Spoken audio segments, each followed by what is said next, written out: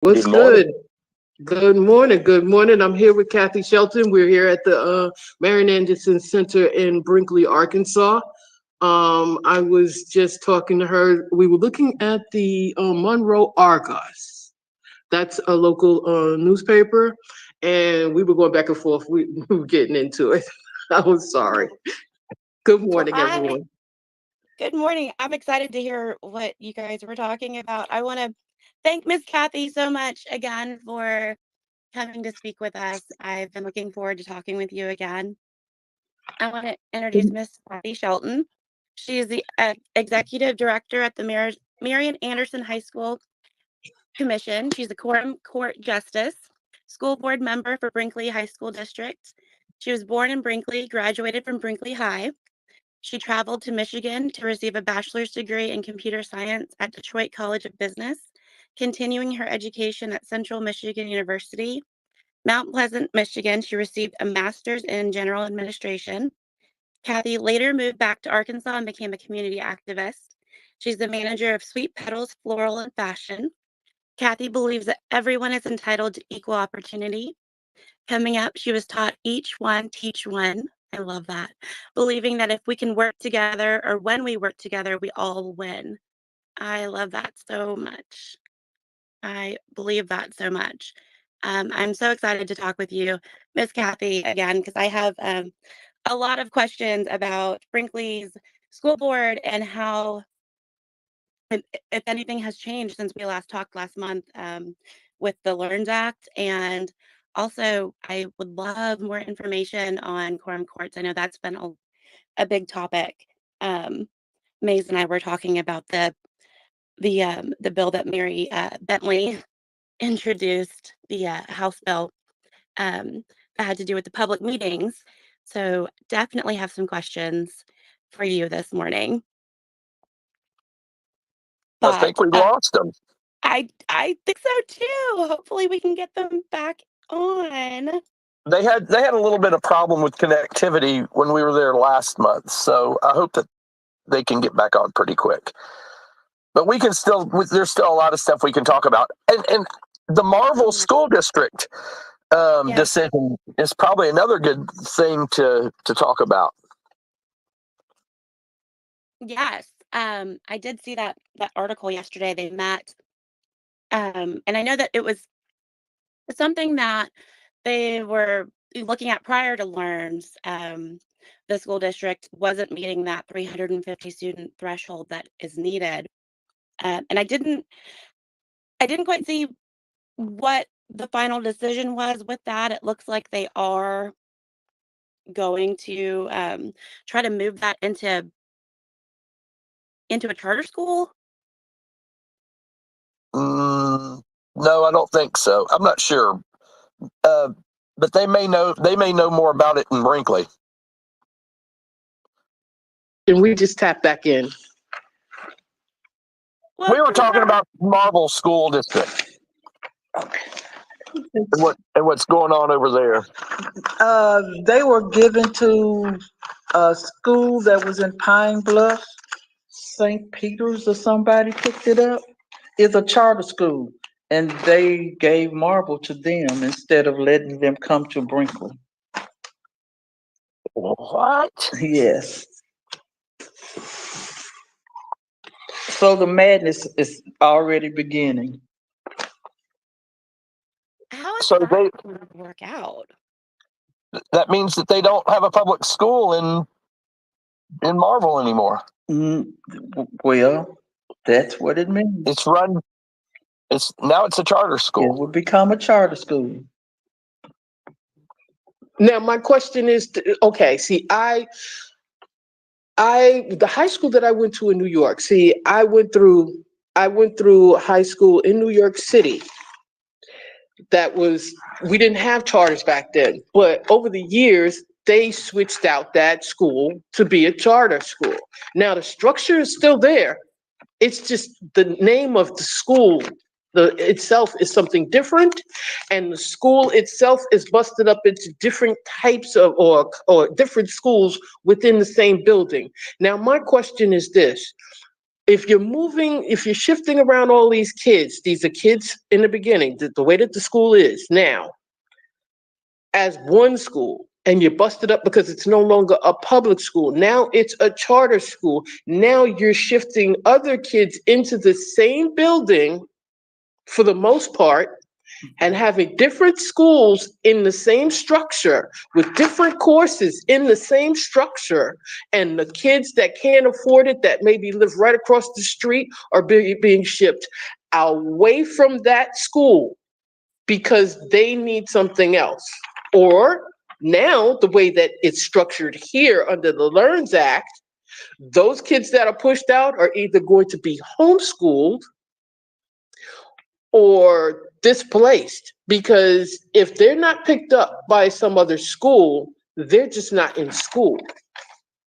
Because the way that I've seen it, there's no plan to integrate those children who come from low income families who will not be able to afford this situation. And now they've passed this thing where 14-year-olds, there's even signs up in some places, 14-year-olds can go and get a job. I saw that. 14-year-olds can go and get a job without their parents' permission. And they can't even have a driver's license. And How can they even prove who they are? but here's the thing. How are you giving, see now, here's the loophole that I would have jumped through when I was 14. I'm 14. You're telling me I don't have to go to school. If there's a problem getting me into school, then I'm just going to circumvent that and then turn around. Knowing my parents, they would tell me to go to a trade school. Then those are still available. I would probably be going to a trade school, but here's the thing, I would still be working. My employment startings, my SSI contractual agreement will start when I'm 14, and the government has to adhere to that agreement. You're saying I'm eligible to work, and every job that I work, I'm starting to pay into that pot, so that when the time comes, I have something to draw on. So now you're putting me in that pool, and at the same time, there is nothing set up for these 14-year-olds to pay taxes. If I'm like, look, y'all need to tell these kids, go ahead. It sounds like go ahead and run with it, because you'll get, at least if you go to a trade school, like something like a Job Corps or something structured like that, that's government run. You know the quality of education is going to be top tier because it's the government. Okay, so that would only mean that if they go away to Job Corps, I don't know of any Job Corps center that's close here, around here in Searcy. Guess what? Get Job Corps, get them. If you can't get them any other way, that's an option. That's a better option. You know their education will be top tier, and they will at the same time have a skill that they will have to have. I know when you go to Job Corps, you can get your GED, you could get the schooling and education to pass that GED, and at the same time, earn a trade. Get them to do those things. Because any other way, this is going to be folly, and it's going to be tragic, because there's going to be a lot of people who, when they reach 25, 30 years old and want to make different decisions, they're going to be limited, regardless of skin color. And we have to be frank about that. You have to say it. Regardless of skin color, they're going to be limited. If you want life outside of Arkansas, you need to have a steady foundation to move around in this country. Never mind this country, this world. And education is the way to start that foundation. And Arkansas, the state officials are working, too many of them are working to make that a rocky situation, and it's depressing. I agree. I don't want to knock trade schools at all. I think they're amazing. I do kind of want to push back. My thing is 14-year-olds. I have a 15 and 13-year-old, and my 15-year-old is all about getting a job. All about it. Wants a job so bad because they want to go to the mall and spend all their money. Like, that is what's on their minds. And I've always told them, your job right now is school. Like, that is your job. That is the only thing that you need to worry about is school. Education is so important. Why are we not focusing on that? Like you said, education is what is going to propel you in this world. And if we're taking that away and putting more emphasis on go get a job, go do this, we're not giving them those skills. And I just feel like we're attacking education right now with this Learns Act. Um, but I agree. I kids need to agree. be It is kids, under attack. 14 years old, they need to be out socializing, learning social skills, going out and doing sports and extracurricular activities. Band is amazing. All these different things that the schools offer, some of them won't be probably now because of these cuts, but I'm not knocking trade schools at all. And I totally get where you're coming from. I just want kids to be able to just be kids. Oh, yes, And I understand what I you're do saying, but know I was just there are offering that. families that need that extra income. I don't want that Right. pressure on children. I understand where you're coming from with it, but I want that to be known. I want that to be out there as an option because there will be kids that fall between the cracks. And Yeah.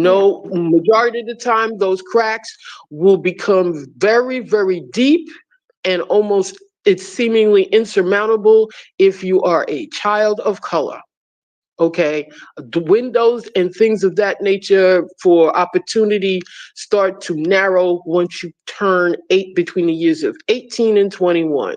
So if they want to start this nonsense, we're in this hole. We got to figure out ways that our kids can survive because there will be kids that will be integrated into these programs and into these privatized schools with no problem because of their family's income and where they're located and actually who they are in this grand scheme of things.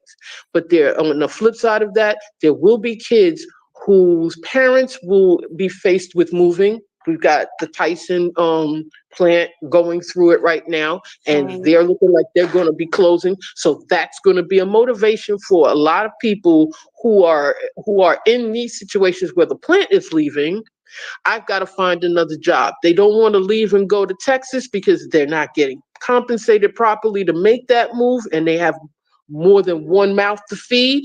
So they'll find another work situation. That means relocating, uprooting. That means communities will thin out in a lot of places, and there'll be a heavier concentration of people in certain areas. And then the demographics will change again. And when that comes in line, there will be communities will be left without. They would not even be considered because that's the mental frame of mind our legislators have. It's what they want and who they see. And if they don't see you, it doesn't matter. And we're headed, we have to be quite honest and quite frank about where this is all headed. This is all headed towards us reverting back into being a sundown state. I have a question. Why does private and charter schools have the power over public schools? If you're a charter or a private school, you can come and just take a public school.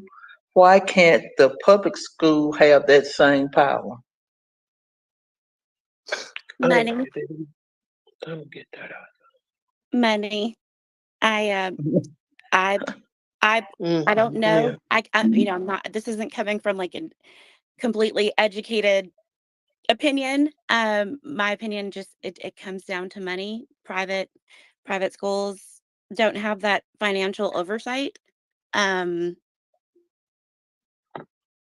They don't they're have any looking oversight. right. None. Huh. Right. And that's and I don't understand. Here is the thing. If if public schools as in general, I don't have a kid in this life, but I'm gonna the way that I've always seen it, When I was in school, my mother went to the PTA meetings. The schools, there was always, and I was always told, even when I was little, when you move, you, no matter whether or not you have a family or not, you find a community that has children, has schools, has a park. That's where you live. You need growth around you. That when you have growth of that nature around you, you have community. You can find community in that, growing, evolving, always changing, staying informed. Now, when you take a public school out of a community, you're ripping those people, you're thinning out these communities. For what reason? You're, because that's, in my opinion, that's another form of gerrymandering that's just not labeled gerrymandering. Because when these people somebody had to have sat down and looked at a map and said, okay, if we implement this, where will it benefit? Where will it harm? And what will we get out of it? Somebody has sat down with a map and looked at this and said, okay, we can control here because the jobs are here. We can control this over here because this is what we want over here. It's like, what are their goals? The only thing that I can see is to divide the state blatantly into three tiers. Either you will be affluent, an employee, or on the run. And when you're in the on the run category, these are people who will be basically either transient for whatever reason, migrant workers or people coming in and out of the state on contract. And these will be transient individuals in that they will be in and out of the prison system. And that's another thing that they're doing. That prison system that what 16 SB 1610, that's the revamping of our parole system here in Arkansas. They want to make it where if you are convicted of murder, rape, or human trafficking, you don't get parole. If so, for example, if they give you 20 years, you're doing the straight 20. There's no argument about it. And to some degree, it's packaged in such a way, and this bill is what, 131 pages 151 long? pages. Yeah. Yeah. And they're as usual, just shoving it through. With a whole lot of legalese. It's very litigious, but it's done, and I believe it's done that way to deter people from even attempting to try to digest what they put down there, because there's a lot of holes in it. Like, okay, murder, what are the parameters? What would be the actual sentence that they would have to do? Is that locked in? That's not outlined. So they could give you anywhere from 6 months if they wanted to, you know, judges discretion. Would those sentences be up to the judge's discretion? Is there some type of template that would have to be adhering to?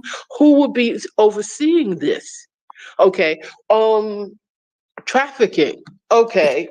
What are the parameters? Nothing is really concretely outlined. It's just labeled and moved on, and it's packaged in such a way that on its face, you look at it and you say, well, that's reasonable. If you do something heinous like kill someone, it should be, hey, we got to have some parameters. There could be mitigating circumstances. It could have been self-defense. There's nothing that says that there's any differentiation between me attacking someone or someone attacking me and I'm defending myself. Okay, it's not and we should not overlook things that we figure, oh, that should be common sense. Should be, but there's a lot of people who overlook common sense when it lines their pockets. Hey, Dean, what you got? Hey, good morning, everyone. It's good to be with y'all today. I'm glad that we're taking the fight to Brinkley today. Thank you to Mays. Thank you to people who are stepping up over there to raise awareness to this. I actually wasn't going to speak today, but I really enjoyed the question of, why would we turn it over to a private or a charter entity? Why would we turn a public school over to be controlled by a private or charter school? And to me, from my perspective, I think the answer lies in the intent. Um, when you look at the intention of, was it SB 294? That's what the Learns Act is called. I think it's intentional sabotage. We are looking at schools throughout the Delta and in central Arkansas, and even over here in Jonesboro. Schools are ranked A, B, C, D, and F. And so when you read part of the monstrosity of the 144 pages, you'll see in part of it, it dictates that schools that are D's and F's are the ones that are most liable to being controlled by the state, consolidated, or given control to a private and charter school. So you see this happening in the Marvel Elaine school district, but you could see this come to Jonesboro. And what's tragic about it is that when you look at the A to F system, I really challenge people to say it's not really a reflection of success, it's a reflection of poverty.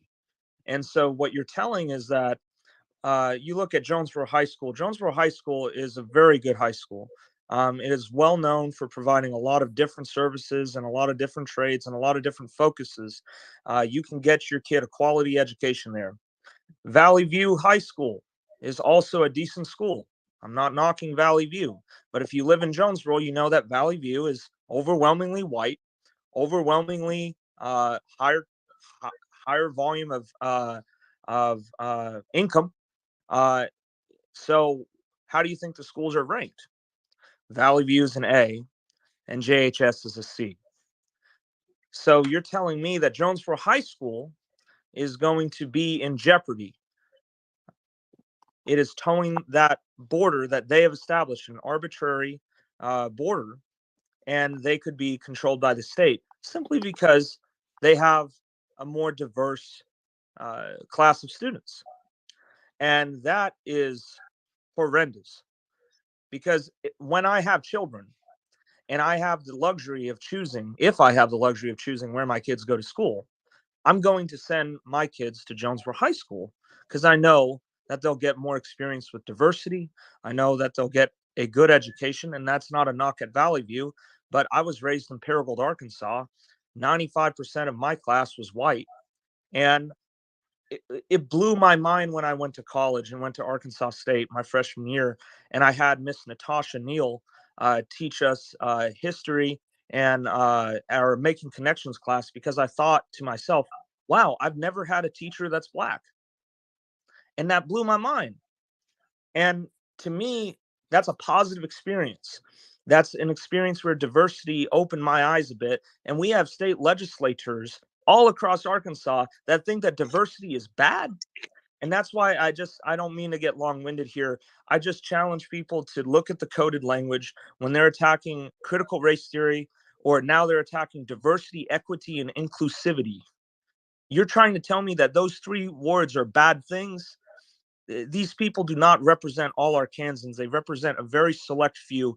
And that's why they've designed our schools the way they've designed. The last thing I'll say is this. When you look at the things as small as they're going to require all high school students to have 75 hours of community service. They're going to require all third graders to read at a, quote, third grade reading level.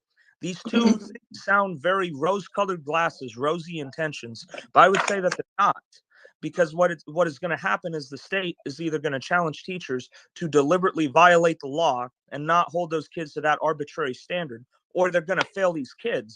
And these kids will get dropped out of school, will be given unskilled jobs, will not have the same privilege that people have from graduating high school, from graduating college. And if they don't like where the state of Arkansas wants to put them, well, we just expanded the prisons and they can like it there. And that's what Arkansas is valuing, and that's what Arkansas is prioritizing. So I'm going to turn it back to y'all, but that was a very good question. So thank you for asking that. I want to just talk about this for a second. Let's listen to the logic. You have a charter or private school that literally does not have state oversight. It doesn't have standards that it has to adhere to. It doesn't have a minimum teacher salary It doesn't have teacher requirements. It doesn't have all the things that you have to have in a public school. And we set these high standards in our public school, and it says you have to have all of these things, and you have to have certified teachers, and you have to have so much per student, and all the rules that we have set aside to where it's fair and gives opportunity to as many students as we can. And that public school may be sitting in the middle of a crime-ridden neighborhood. And the neighborhood itself goes into the grading of the school. Now, that school's grade drops below a certain level, and the state now thinks that the best thing we should do is have that charter school that has no oversight, no rules, no standards, doesn't even have to have certified teachers. They get to take over the public school. Tell me where that logic works and how that makes that public school have a better source of education for the students. It doesn't make sense.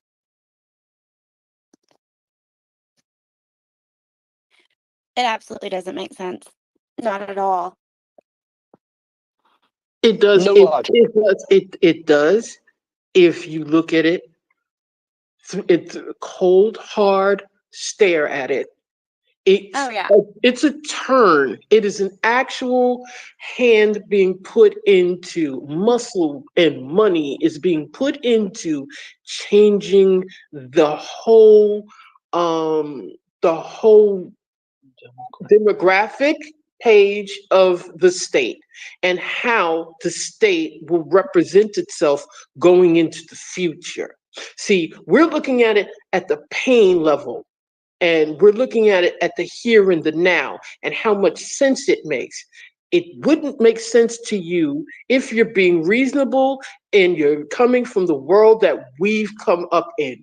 The people in power, want to create a system where this state is represented and lives and maintains a certain demographic and a certain theology.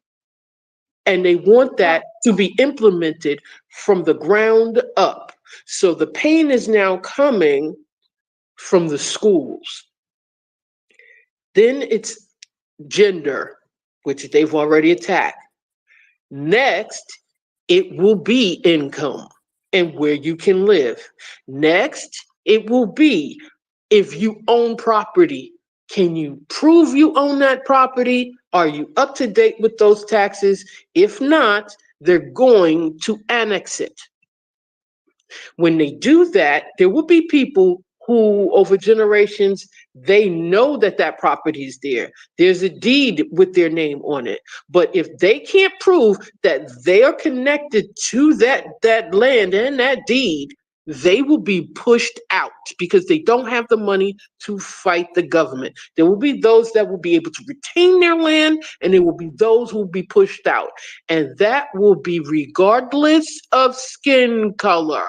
See, because there's a lot of people who will sit in this state who feel comfortable because they have always had that type of protection systemically. But they won't have it anymore because when the system wants to eat you, it will eat you. I responded to your tweet from last night this morning, and I keep going back to the 14th Amendment. All of the bills that came out this session, in some way, shape, or form, chip away at the 14th Amendment. And I just keep going back to that. This prison, what is it called? What are they calling it? Protect Arkansans Act. Protect Arkansans Act. To me is yeah. the cherry on top. All of it, all of the bills encompass in some way, shape, or form the 14th Amendment and just chipping away at it. You guys have a time on your hands, please just go back and look at all the bills and how they are affected, how the 14th Amendment is affected by those bills. Please. I do want to kind of shift gears a little bit because we could go on and on and on, and we will. I know that we will have many more conversations about this, but I do want to hear a little bit more from Miss Kathy about Quorum Court. Could you give us, Yes, you got just it. for everybody that's listening, May, is there some feedback coming on your end? I know, we was moving around. Okay. Okay. What was the question again for I Kathy? wanted to ask Miss Kathy, I want to talk about the quorum courts, but can we just start with, could you explain what exactly is a quorum court? The quorum court is, we have 9 members and they are from different districts in the Monroe County. And what we do, we allocate funds for the sheriff's office, what runs our county building, what helps run the roads, keep the roads up with just amendments that comes through. We have to vote on it to make sure we get help for people in the county. That's the SB 5. Yeah, that's SB 533. That's the continuance of Brinkley municipal sales tax. It's an amendment, the Government Bonds Act of 1985 uh, to define capital improvement of public nature. They want to try to retain the monies that we pay as taxpayers here in Brinkley. We want to try to keep that money here in Brinkley to do beautifications, upgrades, and things of that nature right here in Brinkley, versus having those funds be dispersed to other counties. That We're makes trying sense. to we're trying to fight to keep our pennies in our own piggy bank instead of having to turn around and ask for funds from the state to do, or have the state grant us things to fill our potholes, or monies to do improvements or give patrol cars to our police department. We're trying to fix the roads to around in and around our cemeteries, because those are dilapidated. And we have a lot of people, if they don't do anything when they come to Brinkley, they go to the cemetery to pay their respects. And we try to do that. I mean, come on, that's just that's Brinkley. It's either home or the highway. So we're trying to keep our funds here for that. I mean, I think that's amazing. Has there been any pushback on that? Because that sounds like it would be a kind of no-brainer. Our when the next voting comes up, we're working in the community now, trying to get the word out where we can get, it's a bond that's already there. We've already paid for that bond. We just want to get it renewed. So we're just telling the people what we need done. We'll be able to get playground equipment for our children. Like she said, the police department will be able to get cars. We need other fire equipment and stuff. We're already paying for this already. It's already implemented. We just need a continuation of it. We can get some more money and just keep it going without it bearing cost, new cost on someone. So Now, Brinkley voters will decide. We will be able to decide the revenue streams, meaning how the money would be dispersed. It's we've got like 550,000 to the street department for new equipment and vehicles. We've got $250,000 to $250,000 to the Brinkley Police Department for new vehicles, patrol rifles, and other office and jail essentials. We have they're looking at 300,000 for road paving through the Memorial Park cemeteries and possible pavilions and cemetery sites. Another 300,000 for playground equipment and other city parks improvements. Another $200,000 to new batting cages and municipal sports complex that we have to improve on. And then we have an FAA grant that we're trying to seek out, and that comes to $550,000 for the airport hangar and taxiways to improve those and make sure those are up to snuff. And these numbers, we've already done what we needed to do as residents. We're trying to retain this money Gotcha. for us. We're trying to retain this money for us, for our beautification, for our essentials, for our needs, instead of constantly having to petition Little Rock for our essentials. Right. I mean, that just makes sense. Yeah, but you know what makes sense? It don't make sense for somebody else. And that means sense in their pocket. They need those, they want to feel those coins. And this town does what it does, but we get the last of it. It's like you make the money and we don't even we have to beg for the coins that we get. So, and we ain't even touching Wi-Fi. You know I'm gonna complain up and down about the Wi-Fi. Yeah, you guys definitely need that. How many times have you been disconnected already? And I would have been, and you know what is crazy? If next time if there's a next time, I'm sitting in the car, because sitting in the car was fine.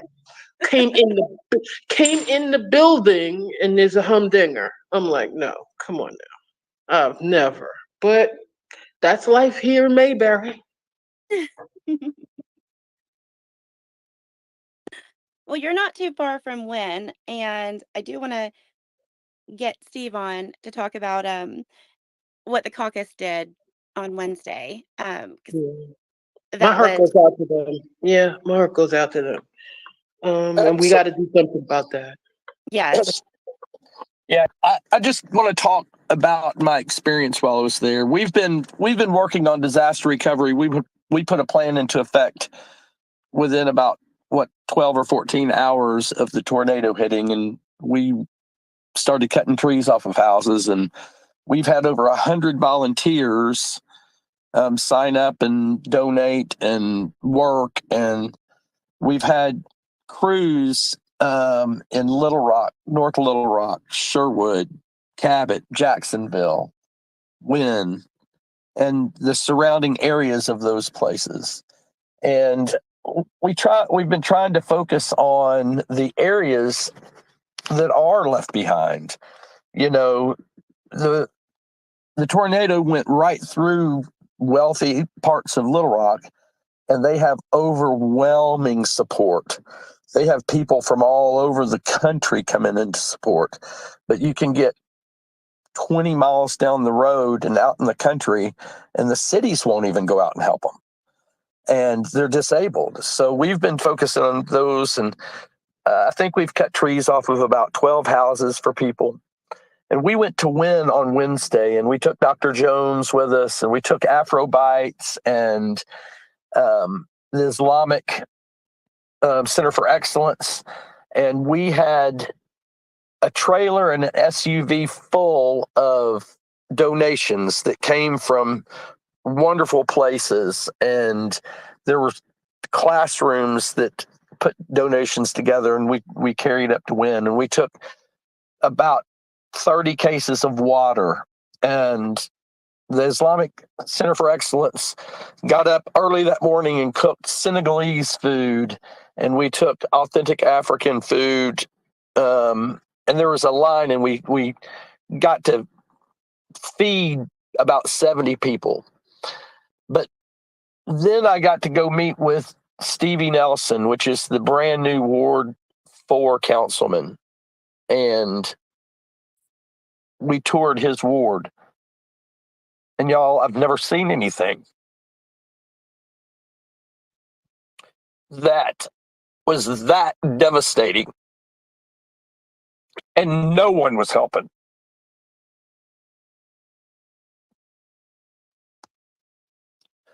We're going to change that.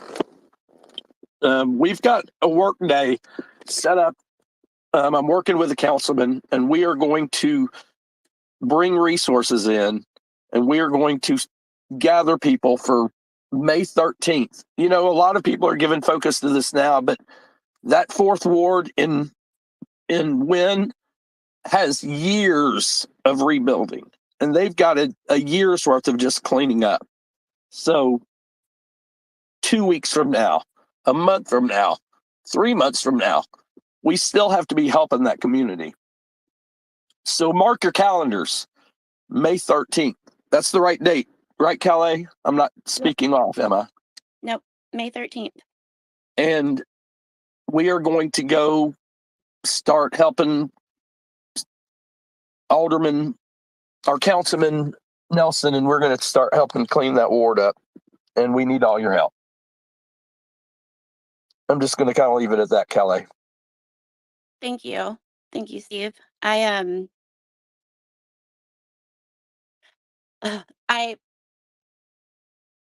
still in all of this, you know, has Callie, I am renewed. going to say something else.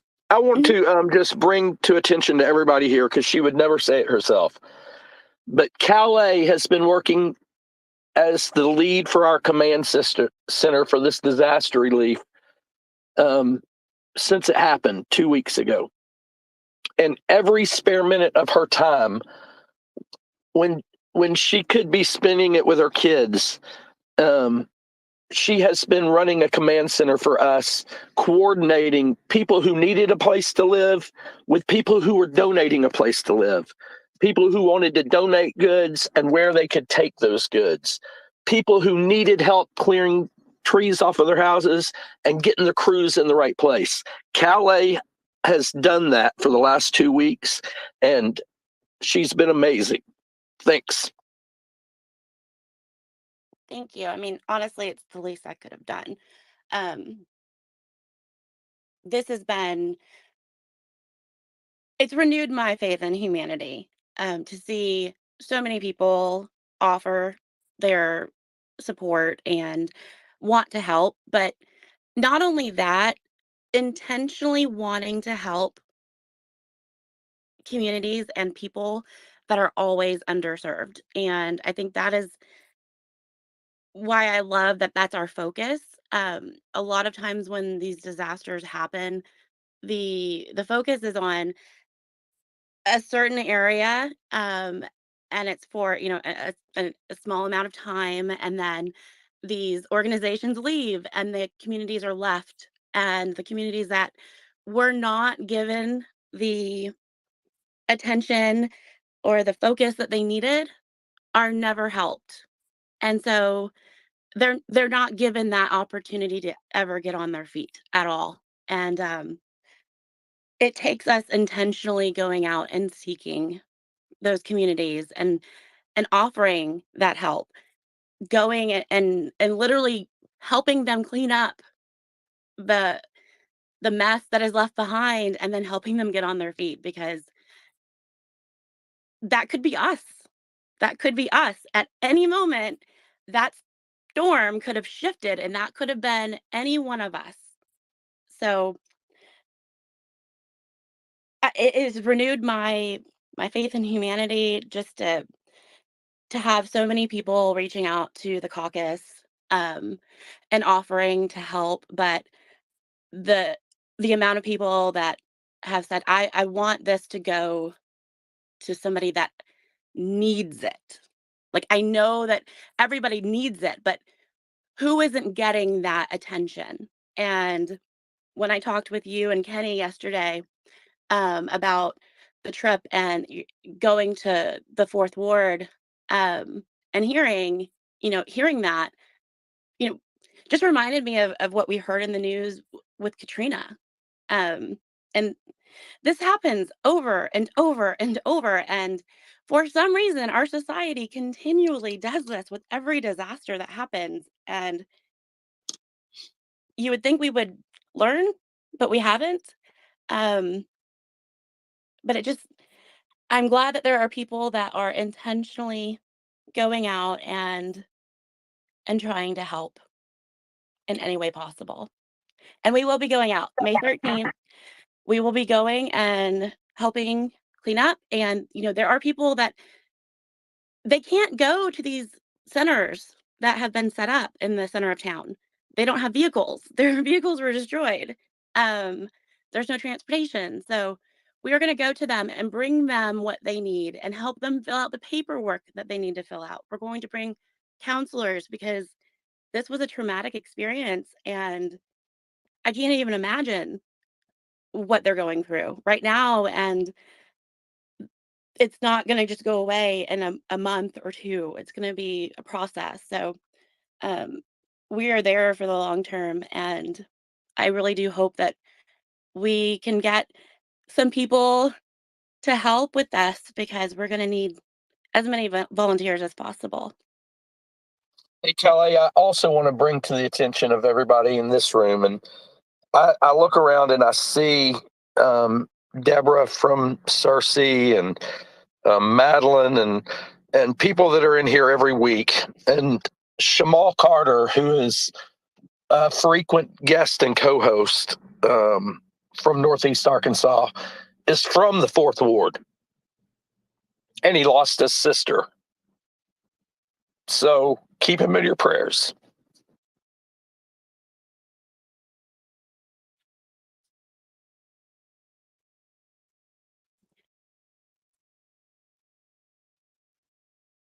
Yeah,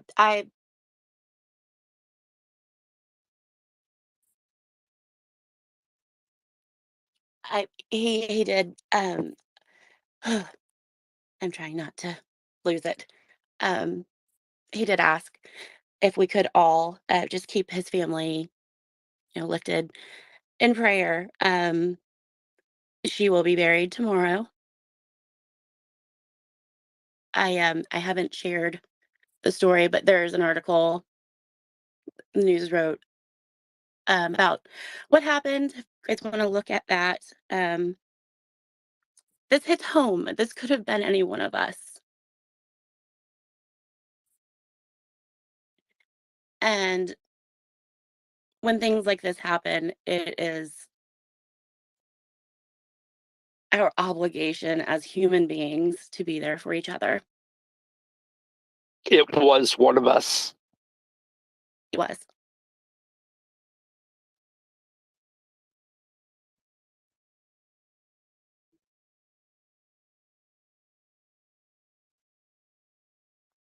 I have a speaker request from Dank Rockets. I've never seen you in a space before, but I'm going to bring you up. Hi.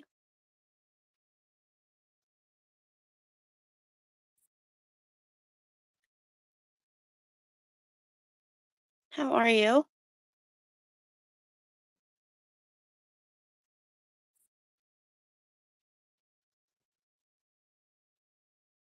I apologize for that, Callie. I couldn't hold it together. Nope. You are It's fine. been a tough week. It's been It a has tough been. couple of weeks. But you're right. It's a blessing to see the people that have come together. They're great stories. They're great stories. And I think that silence that we had was appropriate. It's needed because we're all healing. And I love that the people of Arkansas put their differences aside in times like this. We need to make everybody realize that the state of Arkansas is in a different kind of tornado also. And there's going to be a lot of loss. And we've got to pull together, and we've got to get our friends and family active. And I have a challenge that I've been challenging people. And I think that we all need to commit to 1 hour a week between now and November 24, doing something to move the cause, doing something to mobilize people. And the second part of it is we need to seek out one person that we know every week to get involved. We have friends that we know agree with us politically. We have family. We have church members. We have people around us that agree with us, that know that there's a problem, but they can't sit on the sidelines any longer. We are at the edge of the cliff, and we have all got to start educating our friends and our family and our neighborhoods of what the dangers of where we are politically. And if this is 2024 is the most important election we will ever live in Arkansas. So please, 1 hour a week mobilizing and one new person that you bring into the movement a week to get active.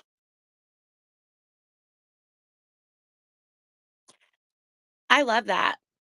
I love that challenge. I'm up for it. That's so doable. One person a week. That's so doable. Um, One thing that I found here with me, I have a lot of friends that are Republicans, and we talk about different issues, and they agree with me on so many things, but they're like, I can't vote Democrat. I can't be a Democrat. And I'm like, I'm not a registered Democrat. I'm a registered independent. I think it's optional party here in Arkansas. Um, it's not about defining yourself as a Democrat or Republican for me. It's what are you about? What do you want to see? And if we can agree on these things, putting the partisan, you know, BS aside and saying I'm a Republican, I'm a Democrat, whatever, and agree on these issues, then vote on the issues. Forget the D or R. Um, and they're And able to do that. the people who support those issues understand where the people on the ballot vote and what they believe in. We've got to help educate the public about that, because a lot of people, if they realize what the D and the R really stands for, they wouldn't be voting how they vote. Right. And that challenge is designed. I want you just to think about a number real quick. If you could get one person involved a week between now and November, that's 81 people yourself. And now multiply that exponentially. You don't have to get very deep to understand that if you can reach 81 people between now and November, that you can change the election yourself with your 81 people. Because those 81 people will get 81 people, and those 81 people will get 81 people, and we all know how the pyramid works. And it is going to take conversational politics. It is going to take face-to-face conversations, phone calls, texts, actual emails to each other. It is going to take talking to people 10 and 12 times between now and November to make sure that they get out and vote. And it's at the top of your voice every time that you speak around people. It's that important. And I just challenge you all to save our state and do the work. I love it. I am up for the challenge. I hope you guys are too. Um, Speaking of the challenge, I do want to invite all of you to our the Rural Caucus is having a monthly meeting on Sunday at 6:30. There is a link in the chat. I'm going to go ahead and put it up in the nest for everybody. And I'm also going to put up a link to our next space. We are actually going to do a Monday space on Monday at 9, and it's going to be with Kenny Grand with the Progressive Caucus. We are going to be talking about union organizing, workplace organizing, and unions. I'm really excited about this. May spoke earlier, the next target is going to be the working class. I think that we are already seeing that. I think that we're seeing that nationwide. The attack on unions is a huge thing right now. Uh, so I'm very excited. Tyson that's in the news. There's so much to talk about. Hey, one I'm more very thing. excited. Can I jump in, Calais?